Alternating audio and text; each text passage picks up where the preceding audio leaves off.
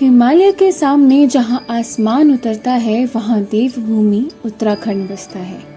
उसी देवभूमि के हरे भरे परिवेश में देवदार और चीड़ के जंगलों के बीच स्थित ये रहस्यमय तारकेश्वर महादेव मंदिर स्थित है। ये प्राचीन मंदिर भगवान शिव की दिव्य कृपा से जुड़ी एक राक्षस की अमरता की खोज की कहानियों से प्रसिद्ध है। तारकेश्वर महादेव मंदिर पौड़ी गढ़वाल जिले में लगभग 2000 मीटर की ऊंचाई पर स्थित है। ऐसी मान्यता है कि यह मंदिर एक सदी से भी ज्यादा पुराना है। भोलेनाथ का ये प्राचीन मंदिर एक ऐसा धाम है जहां दूर दूर से श्रद्धालु अपनी मनोकामनाएं पूरी करने के लिए आते हैं। कविदंती के अनुसार तारकासुर एक शक्तिशाली राक्षस था जो अनंत जीवन की चाह रखता था। अपनी अटूट भक्ति के माध्यम से उसने भगवान शिव से अमरता का वरदान मांगा।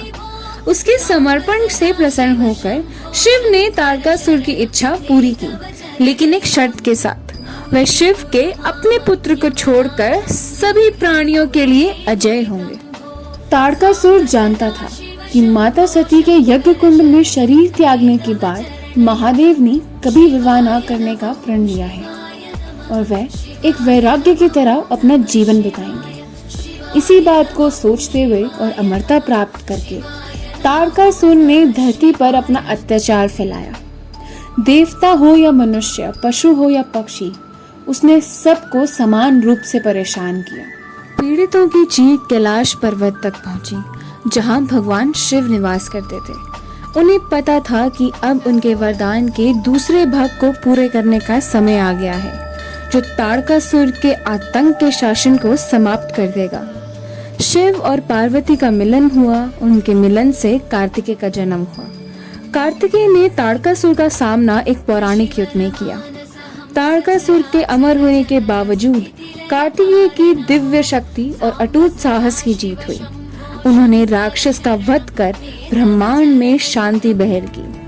तारकासुर ने अपने अंतिम क्षणों में शिव जी से क्षमा मांगी। उनके पश्चाताप को देखते हुए शिव जी ने उन्हें एक अंतिम वरदान दिया। उनका नाम हमेशा के लिए उस मंदिर में अंकित रहेगा जहां उन्होंने ध्यान लगाया था, जो उनकी भक्ति का प्रमाण है। तारकासुर के वध के बाद भगवान शिव ने यहीं पर विश्राम किया था। विश्राम के दौरान भगवान शिव पर कड़ी धूप पड़ी।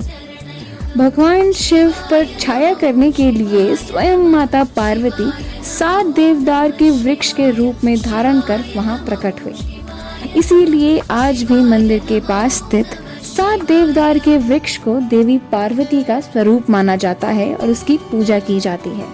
कई लोग तो देवदार की टहनी को तोड़कर अपने घर ले जाते हैं प्रसाद के रूप में। पौराणिक कथाओं के अनुसार मंदिर में 3 वस्तु वर्जित हैं और गढ़वाल की कथाओं में ऐसा बोला जाता है: कनार को पात, तेल को हाथ और अस्वाल जात सर्वथा वर्जित।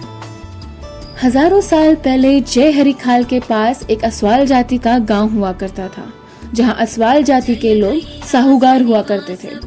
वहीं पर एक संत तारकेश्वर जी भी रहते थे, जो पशु पक्षी से बहुत प्रेम करते थे। उनको किसी भी प्रकार की तकलीफ होती थी तो तारकेश्वर जी को बहुत दुख होता था। एक दिन की बात है, अस्वाल जाति के लोग अपने खेतों में हल लगा रहे थे और धूप का प्रकोप इतना था कि उनकी बैलों की हालत खराब हो रही थी। तो तारकेश्वर जी ने ये सब देखते हुए उन्हें कहा कि कम से कम उन्हें पानी और घास तो दे दीजिए। इसी विषय में उनके और अस्वाल जाति के लोगों में बहुत बहस हुई और दोनों एक दूसरे को बोलने लगे कि तुम गांव छोड़ के चले जाओ। काफी देर की बहस के बाद दोनों के बीच में एक समझौता हुआ कि वो एक बल युद्ध करेंगे और उसमें से जो हारा उसे गांव छोड़कर जाना पड़ेगा।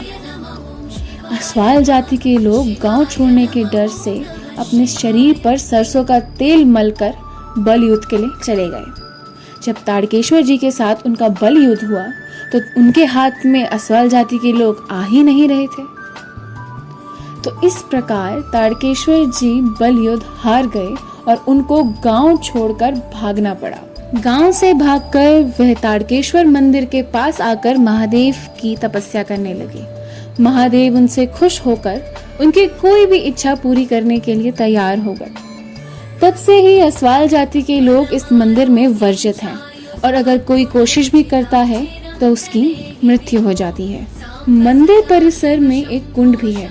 मान्यता है कि यह कुंड माता लक्ष्मी ने स्वयं खोदा था। इस कुंड के पवित्र जल का उपयोग शिवलिंग के जल अभिषेक के लिए किया जाता है। तारकेश्वर धाम में पहले एक शिवलिंग हुआ करता था जो समय के साथ धरती में समा गया। अब वहाँ तांडव करते हुए शिव जी की मूर्ति की पूजा होती है। सर्वदेव सर्वात्म सर्वदा दुर्गत गर्वहरण विभो सांब सदा शिव शंभो शंकर शरणं मे तव चरणं।